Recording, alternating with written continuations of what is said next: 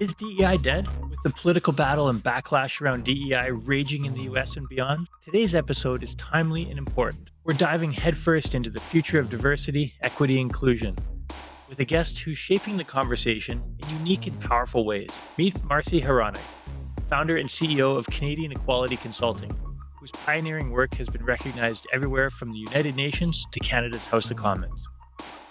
She's here to shed light on the challenges, the opportunities, and what's next for DEI. So buckle up for a fascinating and forward-looking discussion that will change how you think about building inclusive workplaces.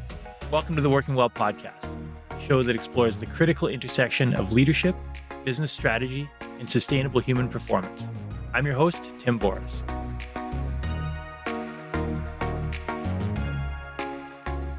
Marcie, great to have you on the show today.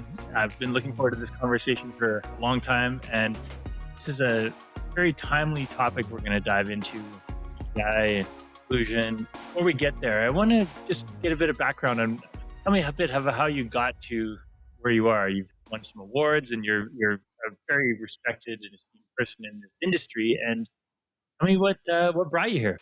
Thank you. Thanks for having me on the show. I'm Marcie. My pronouns are she and her, and I'm also based out west in Calgary. And I'm founder and president of Canadian Equality Consulting. And we're a company, a social enterprise that's on a mission to build really the best workplaces for everyone. And a lot of this work has been informed by my background. So I'm originally from Manitoba or Treaty 1 territory. And my background is in the human rights field. And I have a master's degree in conflict resolution. So I focus a lot on conflict resolution frameworks with a human rights lens. And I worked internationally for a while for a variety of different international nonprofits like Human Rights Watch. And then later the UN Human Rights Council, and then went into government for a long time when I moved back to Canada. But but I was really proud about 7 years ago to start Canadian Equality Consulting, and we're remote across Canada, and we really help any sort of workplace create inclusive, thriving, high-performing workplace cultures. Fantastic. And it is extremely important work. And again, very timely in the news these days. And that's one of the Mhm. reasons we're talking is there's been a lot of, well, over the past 10 years particularly, it ramped up significantly from where things have been going. You've been in this industry a long time. But for a lot of people, this is a very new topic. And Mhm. can you tell me, I guess, why do you believe DEI has become so polarizing at this point in time? Yeah, it's a really great question. It definitely has been, it feels like it's new to a lot of folks, but it's really been around for well over sort of 60 years and a variety of different terms and jargon and language. It kind of started around the 1960s, around the US Civil Rights Movement, and then 1977, kind of the Canadian Human Rights Act. But it started out with a very strong human rights lens and it evolved over time and changed. But the terminology of DEI is relatively new, but it's really just kind of the jargon itself. And yeah, and it's become polarized. It's become politicized. Kind of started in the US with a lot of false narratives around diversity, equity, and inclusion and what that actually means. There were a lot of approaches that weren't necessarily the most effective approaches from a variety of different folks operating in the DEI space, which left folks feeling upset about it or sour and kind of fed into the existing myths that already existed about it.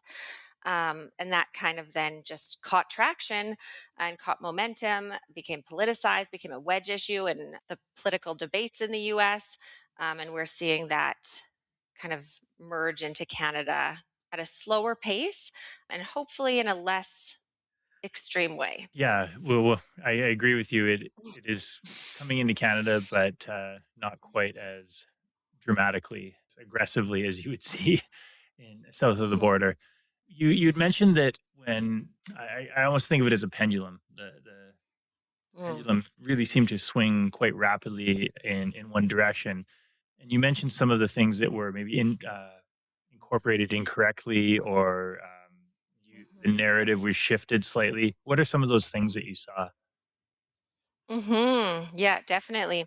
Some of the things that almost fed into some of the false narratives or myths around DEI were some ineffective practices, a lot of kind of shaming and blaming strategies and training sessions, for instance, that kind of isolated folks and made them feel excluded. And not part of it when DEI is really about everyone and every and all of societies and all of a workplace's diversity. Not one identity is less valid than any other. So there were kind of different techniques like that that were commonly used. And then also a lot of folks that didn't have messaging to combat the false narratives either. So that was really tricky because we're DEI practitioners, we're not communications experts also, so it's hard to navigate that. There was a lot of one-off trainings that folks that workplaces asked for and folks delivered on. That we know that one-off trainings aren't very effective and that they work up until maybe a month after, and then after that you start regressing and you have to keep the momentum up and keep building and stacking your learning.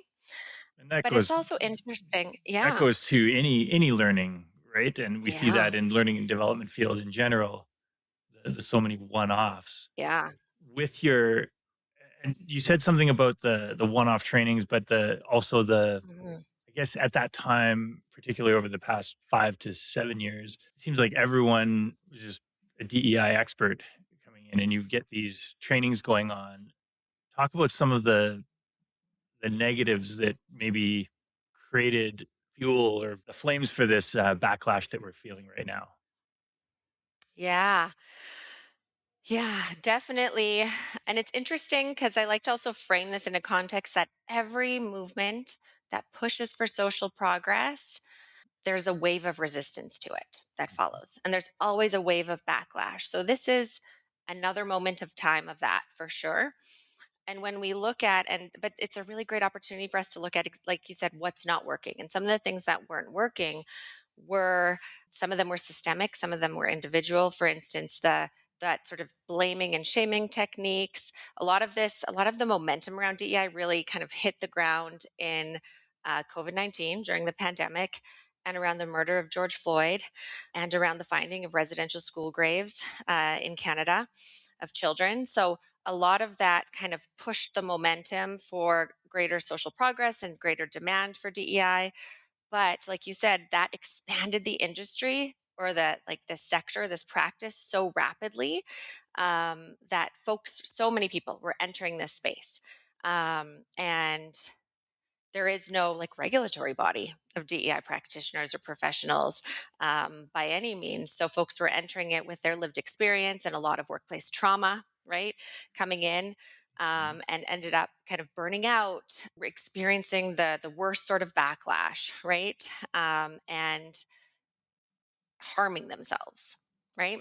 So there's a lot of blaming and shaming tactics that were used by folks that didn't have the experience to navigate a lot of the questions and the backlash that they'd received. And then also other things that weren't working was as the industry expanded and everyone became sort of DEI experts too, and more people entered this space, every company or all of these workplaces now were like, okay, we don't have enough money or budget necessarily to have a DEI team, so we're just going to task someone in HR to do it and hope for the best, right? That maybe doesn't understand it or have a full background in it.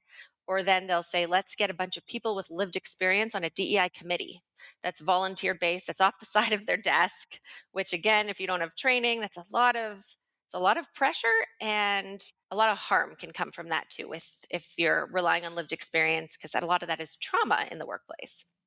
And I love how you mentioned that, yeah, in the lived experience. And I always think of it as there's a lot of emotion behind this, and it can be good.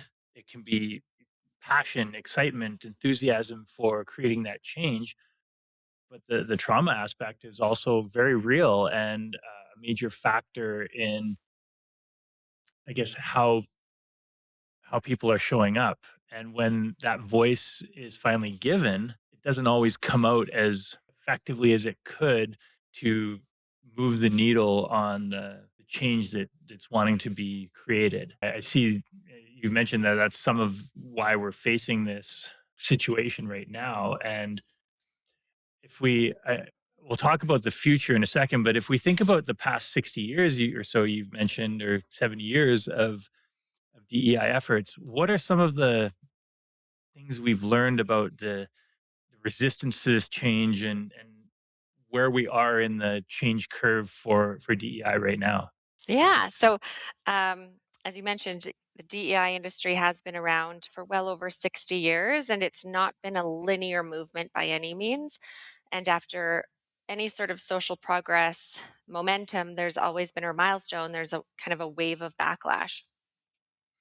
Um, so it never has been linear, and we can remember this from affirmative action or employment equity. We saw this also more recently with Black Lives Matter. After the murder of George Floyd, we all received tremendous momentum for racial equity initiatives, which was incredible. And then shortly after, there was backlash related to, all lives matter, and those sorts of pieces started popping up. So it's not something new because progressive movements always challenge the status quo and challenge organizational and broader societal culture and norms, and sometimes even our institutions, right? And a lot of the assumptions or predications that they're built upon. So it always is a little rocky, but ways that what have we learned from this so that we can keep doing better and generating broader buy in? I think we're at a point in time where there is still so much value in DEI work because the accomplishments that the DEI industry has created are deeply valued, like hybrid workplace environments, parental leave, bereavement leave, right? Pay equity, more structured hiring processes to make it more fair, more accessible digital spaces, and folks with disabilities having their needs met in a greater way, and looking at neurodiversity, right? So there's so much that society values that has come from DEI. It's just really easy to take that for granted. And we also know that the outcomes of this work are incredible. It used to be called the business case for DEI, but now we call it these are DEI outcomes. These are the outcomes of the work, right? And the number one driver of the great resignation was toxic workplace cultures. Um, and not to mention that our country is rapidly diversifying. So, with high rates of immigration, right? So, this is going to remain a key driver of any sort of organizational success is to have DEI type initiatives or lenses in place in their decision making and their policies and their workplace practices. So it's gonna have to remain relevant. It just probably won't be called DEI. I've seen a lot of organizations lump it, bring it back within HR. I've seen folks put it in like a VP role type position, but call it inclusion or call it belonging, something that is more palatable. Because what's interesting is a lot of the backlash has to do with the jargon and the acronym DEI. And there was a Yeah. study that showed that 70% of Americans, when they were given a definition of what DEI actually means, they supported it. So it needs rebranding. Yeah. Yeah. And it's always been Um, rebranded different times, right? yeah. So, Yeah. When you get down to it, it's about respecting, including humans in the process, and that hasn't changed. But yeah, what it's been called is very different over the years. And we hear a lot these days of, and this probably goes to the rebranding, but is DEI dead? Like, mhm. Yeah. what do you say to that? Yeah, it's a complicated question. I don't think so. I don't think it's dead for all those reasons, right? Like it's deeply valued when folks know what it is.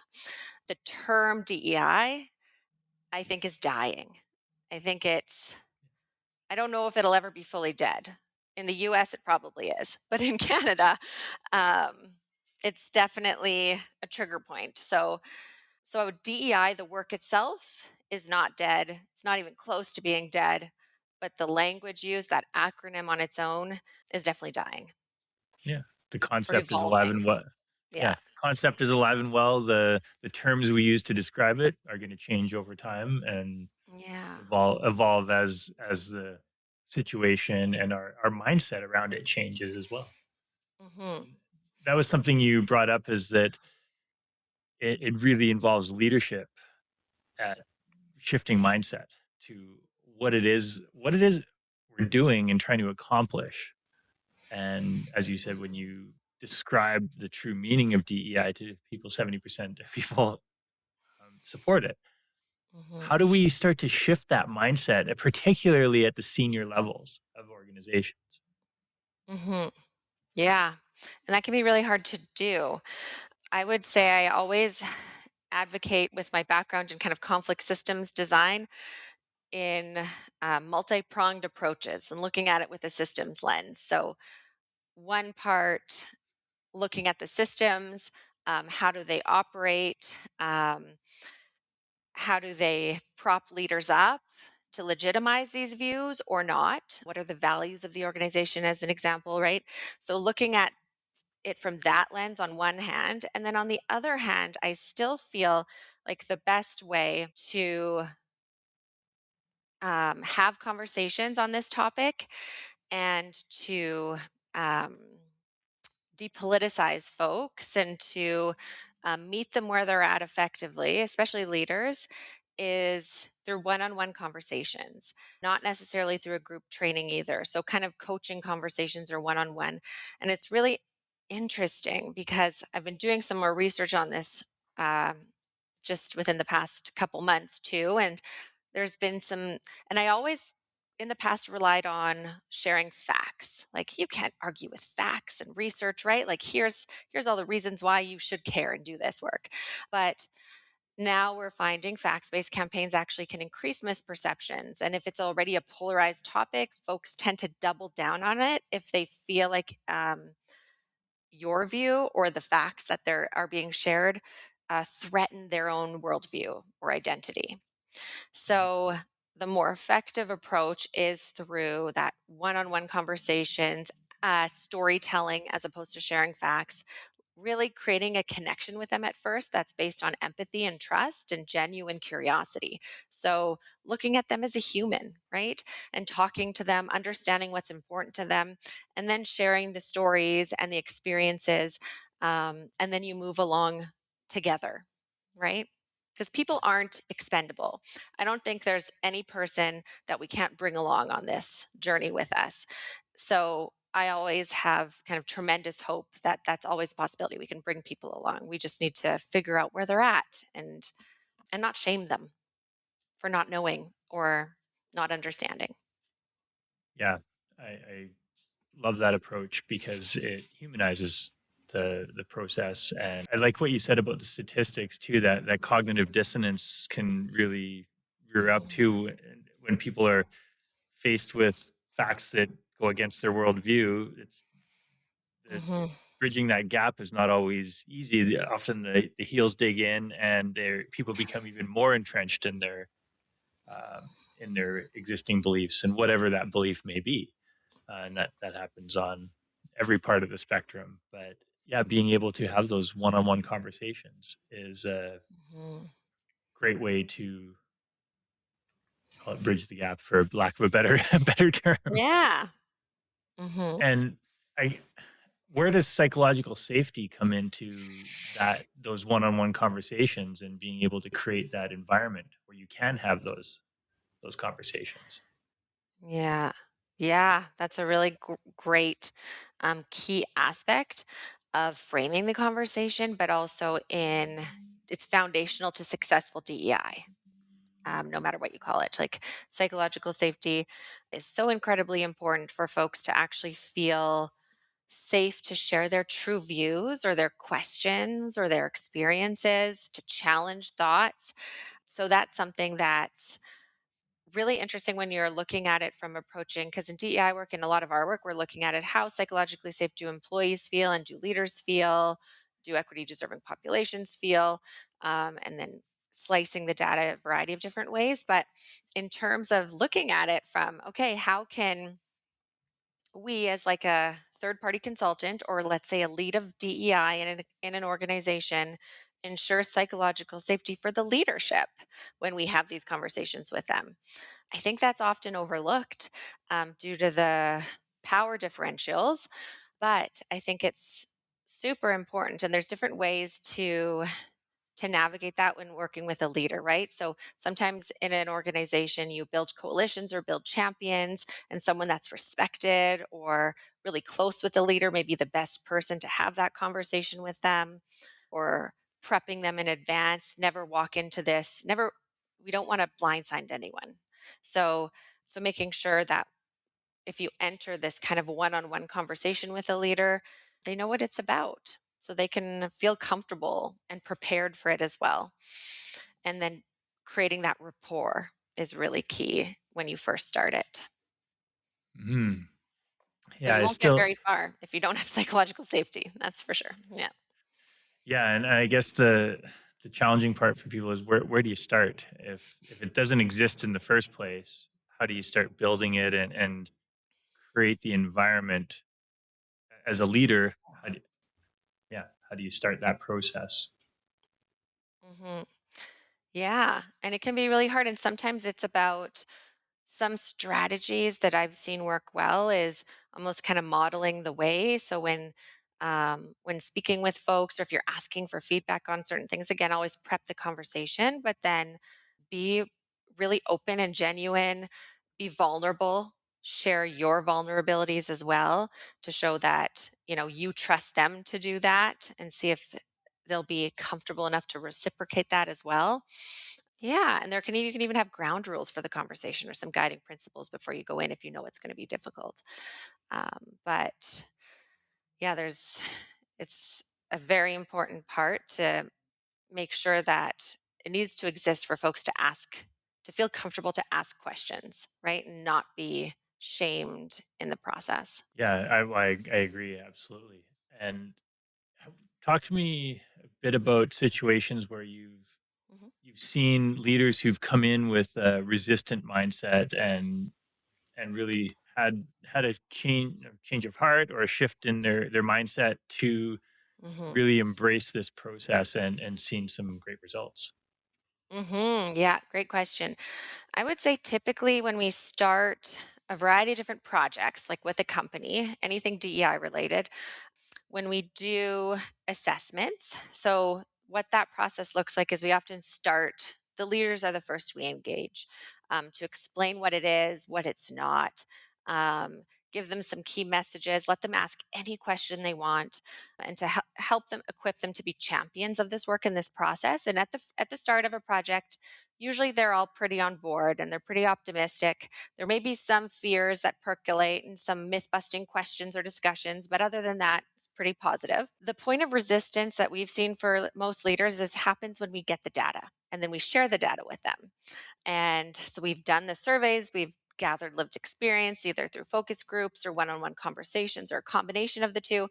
And then we create a story and we look at the themes, and we create a really detailed sort of intersectional analysis and story of where things are at in your organization, how the employees feel, and also how the leaders feel, and where there's disparities or gaps, right?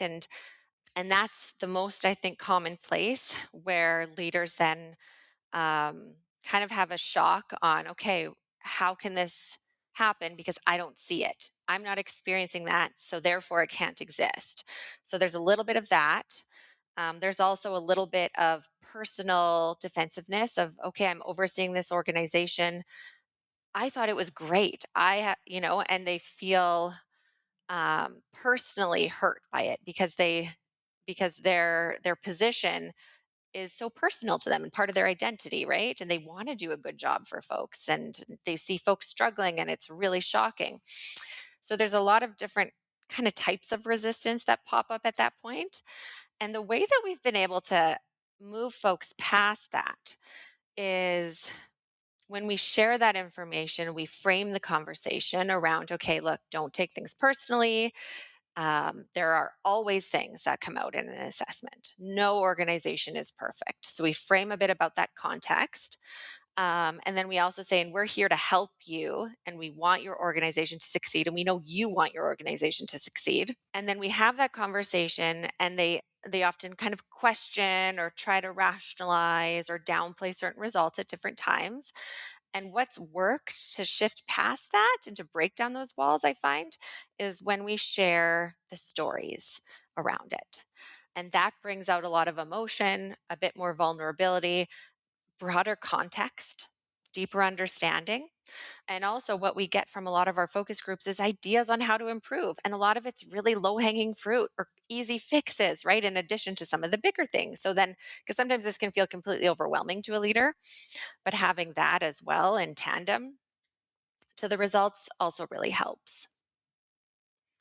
Excellent. Yeah, and I think, well, and this that process sounds amazing when you can go in and get the data and do focus groups and individual stories. Yeah. You mentioned earlier one-off trainings. I'm sure Yeah. you get a lot of calls about, "Hey, can you come in and do a seminar or a workshop?" Mhm. What's your typical response to companies that are asking for that? Mhm. That's a tricky one, because that's the majority of folks that come to us, right? Or come to consultants is they all, and that's how often budgets work. They get like an annual and one-time budget and they're not sure about what they get next year. So it ends up being one-off, right? So even if they have the best of intentions, the way the budget cycle is designed sometimes prohibits that effectiveness, but we still do small scale training projects, but we measure them all. And we always have next steps for folks that's based on data. So, for instance, if someone wanted unconscious bias and inclusive hiring type training, we do kind of a quick pre training survey and then a post one to measure the effectiveness, the satisfaction, and the impact of it. And then also where there's still questions and need, because then that helps them when we give them the report with recommended next steps and all that data, that helps them build the case to do more and make sure it's not one off. And that we've had a lot of success with that. A lot of folks then want to do the next steps and keep stacking it and building it. But that's something we always start early in like any project, even in our early exploratory calls when they first come to us and ask for it. We're like, look, these aren't the most effective, right? These are the risks you're taking by doing this too. Um, and this is how we can mitigate that by working together with these different pieces in there. And then usually it works out well. But yeah, and we also started adding, which is often might be helpful, is we always tack on 3 months of coaching after a training. That's complimentary. So like, let's keep the momentum going. Let's keep it building so that you, after 1 month, you don't regress. Love it. Yeah, and that's partly selfish to ask that question because I'm like, I want to see how how it Okay. matches up to what I'm doing in my consulting. So Yeah, but it's it hard. It's the majority of what people want. You know. absolutely, yeah, and it's about that education and asking, well, what do you hope to accomplish from this training? Like, what's your ideal outcome? Yeah. And, Yeah. and really mapping out what can be expected and what it would take to accomplish those outcomes. Mhm. Yeah, and Yeah. that's always interesting to hear It's what pretty leaders are neat. Yeah. are But thinking. it's cool too because I don't also want to underestimate the value of like an amazing training, right? And I'm sure you know Absolutely. this too, right? Like you're in a training, you're facilitating a session, you can see the shift in people's minds, right? And it's the most like it gives you instant gratification, whereas an assessment is like 6 month process. But this, there still is such powerful impact if you can just help them sustain it. That's, I guess, the key, but it's still Yeah, quite that we powerful. you Yeah. labeled it perfectly. The sustainment is you create these events, create a one-off like turbo boost in terms of behavior change and mindset shift, and but it falls off a cliff within a few weeks or a month. Yeah. The behavioral changes that we want to see sustained. So, what are the little touch points in between that are giving that little boost of continued change? And then ideally you follow up at a certain point with another boost event which keeps them that behavior change Mhm. process going and accelerates it. Mhm. Yeah. Exactly. And if you can manage, if you can, like a lot of folks are doing now, is they're roping DEI kind of into HR portfolios, which has its benefits, but also has its risks. But that is where a lot of employee data is housed. That's where you can access the policies and the systems, right? So there is power to doing that.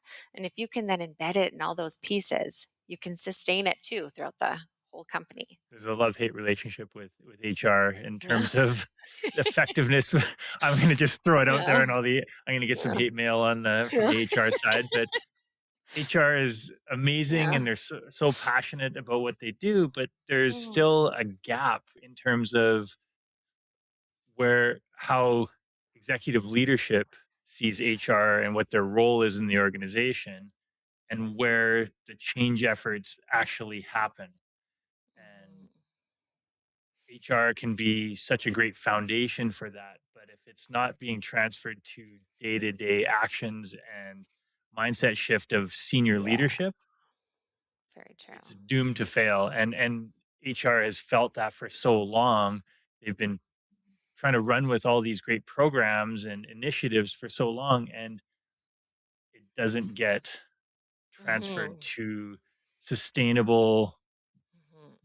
behavior change and in how leaders show up. And when we talk about DEI Mhm. and well-being and thriving at work, that you can have all the programs, but if you're put it bluntly, your boss is an asshole, it Mhm. it, Yeah. it doesn't matter Mhm. because that's the end experience that the employee feels. So how are we shifting how leaders show up each day? Mhm. What they're thinking, how those thoughts turn into the perceptions of the situation. Are we holding the mirror up for leaders on a consistent basis to have them see, hey, I didn't even realize this action was creating this impact for my team or the organization. And that is extremely powerful. And my perception is that I'm not seeing that happen as often as it could Mhm. based on all the information that we have out there. Mhm. What do Yeah. you see as the solution? Mhm. That's hard. Um, There you def go. Just solve it in the next 30 seconds. Go. Yeah, I know. Yeah, it's very complex, but you can't yeah, a DEI program can fail if you don't have leaders bought in or being coached to kind of champion it or to demonstrate, show their commitment and to actually, demonstrate that they understand what it is and what it actually means um, through their own behaviors. Um, yeah, so then I just fall back to my multi-pronged approach with my conflict resolution background, right? You have to tackle all the different layers in people leaders, the middle management. That's where things often get stuck too. Is sometimes you can get the senior leaders on board, but what tends to motivate the middle management a lot is because they're stuck right in the middle and they have arguably one of the hardest jobs, right? And they want Agreed. to, and often what I find the messaging that works well with them is how can we make their life easier by being like, okay, you have all this pressure from above, all this pressure from below. This is how DEI can streamline or make things easier or make things, less complicated to manage folks or manage concerns, use these frameworks, use these tools, that sort of thing. Um, but yeah, it has to be a combo and it has to be data driven. So it's customized to that organization. Otherwise, it won't stick or it'll be ineffective as well. Mhm. Yeah, and I love that you mentioned the data. And so, what is the data you usually call up to? I guess bridge the gap from the story to the tangible takeaways that are going to satisfy the CFO. Yeah. Yeah. I find when you do these sort of organizational assessments and you gather the data, and you present the story and the picture, and then you support leaders to share it with everyone too, and to not feel that personal defensiveness or ownership over all the problems, right? Share it with folks. Then the next step is to really, in a collaborative process, like co create what to do now. Because as a third party, I can look at research, I can look at best practices and say you should do X, Y, and Z and it'll make you effective this way. But I'm not the expert on the organization or the work that they do. So it's more important for them to have a greater participation at that phase too, to be able to know what works with their budget, right? Make it practical, line it in your strat plan, Um, Before, a lot of it was a separate DEI strategy and action plan, which sometimes may still need to be the case, but most of the time now it's like, no, just put it in your strat plan, make it your corporate priorities, right? And let's embed it in there and make it more effective then and show that it truly is everyone's responsibility, and give everyone that accountability from that. So that's how I would kind of, we have to take it out of that academic realm where it's like I'm the external expert and I know best, listen to me, right?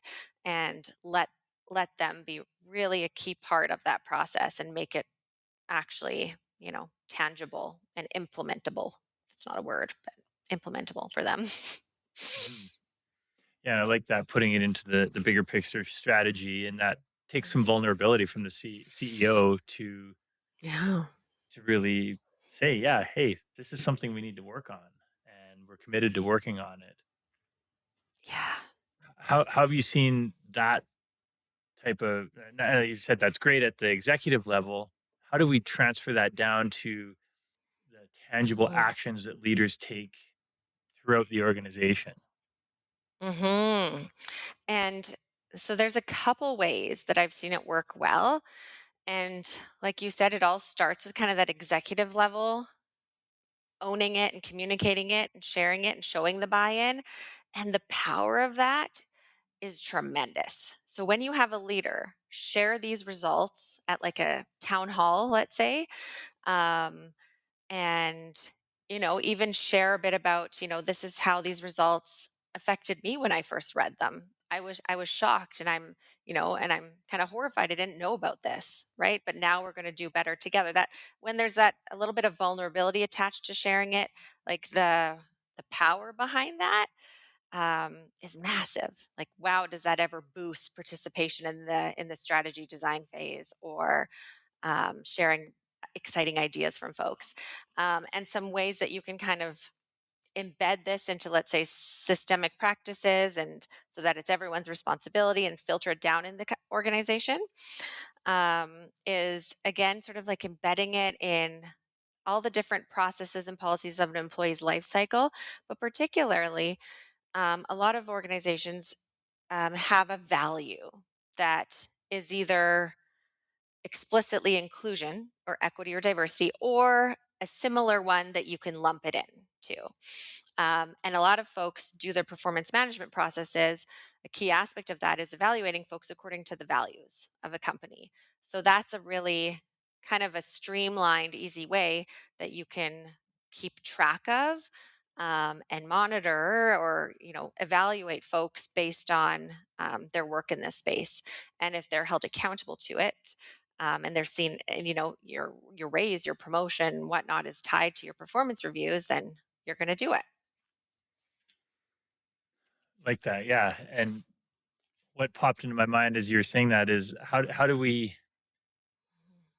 avoid the, I guess, the downside of this Mhm. systemization or integration of the programs across an organization, so they don't become administrivia and just Mhm. like forced upon people, as like, you got to do this at the start of every meeting, we have to Yeah. recognize this, and people are like, oh, we gotta go through that again. And so how do you Mhm. balance that genuine change and operationalizing that change without Mhm. making it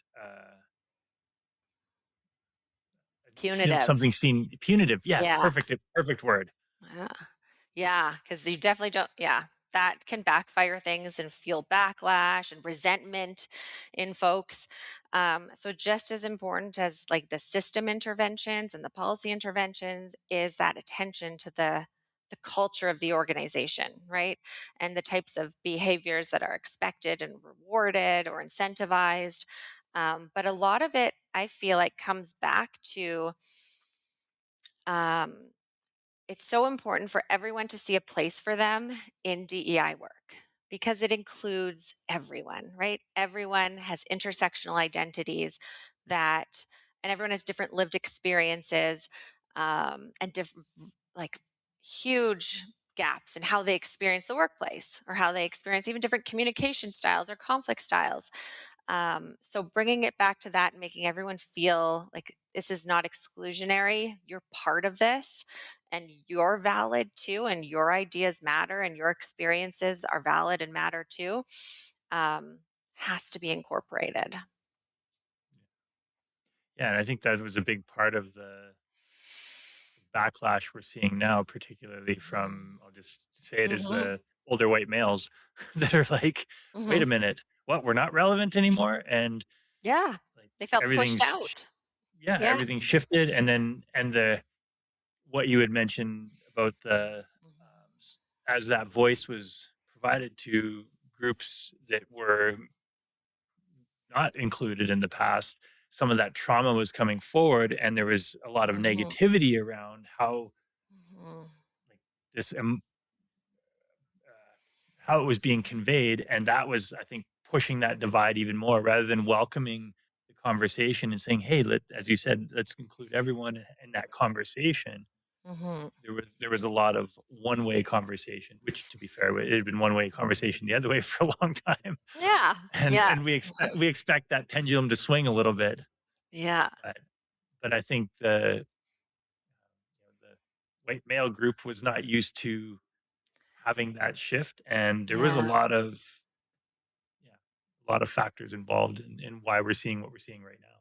Yeah, totally. And there was definitely the sentiments of feeling excluded and always being centered before, combined with a lot of fear from a lot of there were some like illegal practices in the US in the DEI movement for sure, right? Where some folks would come in and say, the executive team is white, you're all fired, like, or you have to go now. And we're replacing you, right? This sort of thing. So it was, and that's then that fueled so much fear and spread, and it's like, no, that was rare. It was very rare, first of all, if that ever happened, and that wasn't doing DEI right. That's not how you should do it. That's not how it ever was intended to be done. But also, even when we look at the anti DEI executive orders that President Trump has put in, the language around that, a lot of that stemmed from what they called illegal DEI, and a lot of those were those scenarios that just kind of went out of control in public discourse and in narratives. But yeah, everyone's feelings are valid, and um, DEI isn't a zero sum game, right? It's expanding the pie and it's making it more equitable and more fair for everyone, and we see that through all the outcomes of it. And I think some of where we're looking at right now as well is when there was so much more, especially at the start of the pandemic, so much more focus on that, and lots of Yeah. money and resources and programs. Basically, everything got thrown at the wall. And we're at the point now where it's like, let's see what stuck and let's look at it through a hard lens of data and change and what's working, what's not. And so it seems natural that some programs that were just not working get Hmm. rolled back or taken away. And hopefully, my hope is that Hmm. that investment gets put into new areas that are going to create more positive change, and we'll keep looking at the data and assessing and iterating the process so that we're continuing to improve rather than what's happening in some places is that we're just legislating that this can't happen, which Yeah. I think is, taking 40, 50 steps back. Hmm.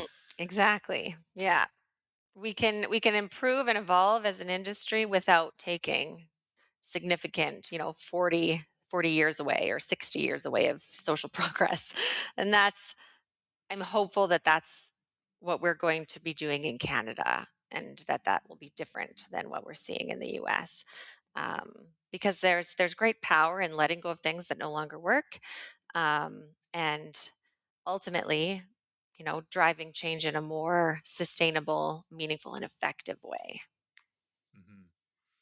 So if we zoom out to the bigger picture with all the political landscape going on, the changes you've seen over the past few years, what do you say is next for DEI or whatever we calling it in the move forward moving Yeah. future? Whatever we call it, I think it's going to stay. It's going to stay. It's not going anywhere. I think over time it will increase in relevance and demand and need. I don't think it's going to be called DEI, but this work, it's so it's so valued because what it's produced for work, for modernizing workplaces, for workplace protections, um, for workplace flexibility, all of those important aspects of it, people deeply value. Um, and with a diversifying workforce, with folks staying in the workforce longer, and younger generations joining, and our high rates of immigration, it's going to be so needed. And that conflict resolution around it is needed to keep workplaces working effectively. And ultimately, often what it comes down to is no one likes toxic workplaces. No one wants to spend the majority of their time at work, with a shitty boss or colleagues that make their days miserable, right? So organizations will always be incentivized to do better for at a bare minimum that reason. Yeah. Yeah, and that's a key reason why I got into this field in the first place is I started from the fitness health side, and all my clients were like, it was the wellness aspect, and all my clients were corporate executives that were stressed and burnt out. And as I Mm. got into the workplace, I realized that, wow, pretty quickly early on, that the workplace was the major factor in why they were feeling that way. Oh no. and and mindset, and I started looking at organizational culture, and DEI and belonging and inclusion is a huge part of it. And if you are not, like, you can have all those pieces in place in the wellness field. We say you can check all the boxes of wellness but still not have well-being. And Oh, it's like, I and like so that. Yeah. shifting the mindset of wellness are the tactics that you use to create well-being. And if well-being isn't happening, you have to look at the tactics. And right now, I see the gap in that is leadership, because Mm. leaders have been saying, "Oh, we need a corporate gym, we need the yoga programs, we need this, we need a DEI program," and they're checking all these boxes, but the data is showing that people aren't well, Yeah. and they're stressed, and burnout's high, and they don't feel included, and they're disengaged, and all Mhm. these things. So it's like we've been investing all this money, but not creating the outcome we want. And I've sat down with executive leaders, and they said, "Oh, that's like all that stuff is just stuff. We're about quarterly results, and we need this bottom line." And I'm like, "That's fine. If you want to believe that, that's great. Mhm. Do it for selfish reasons for your bottom line, because whether you believe in that or not, it Mhm. creates an impact on your bottom line. It's costing you money every single day. So believe what you want to believe, but Mhm. believe the financial statements, because when you invest, you might be making money now. You'll make a ton more money if you treat your people well, and there's turnover is lower, and all these things that we Yeah. know work. And so do it for shareholders. You have a fiduciary Mhm. duty to your shareholders to produce the best returns you can. And Mhm. that involves treating your people well, making sure they're feeling Mhm. like they belong, and they're included, and they're happy and healthy and well. And that Mhm. is something that is we're not there yet. Yeah, yeah. And wow, the parallels between that and the DEI space in terms of folks that just do, let's say, celebrating commemorative dates Yeah. is like spot on. Like a lot of companies are like, oh, well, we're doing it, right? We have a pizza lunch every Friday, or we celebrate Black History Month, or but with a one-off speaker that talks for an hour and then leaves, and no one ever talks about it again, right? Things like that. Um, so there's incredible power of, using your budgets better. Don't pay for all this stuff that doesn't give you results, right? And look at what your people are telling you and believe them.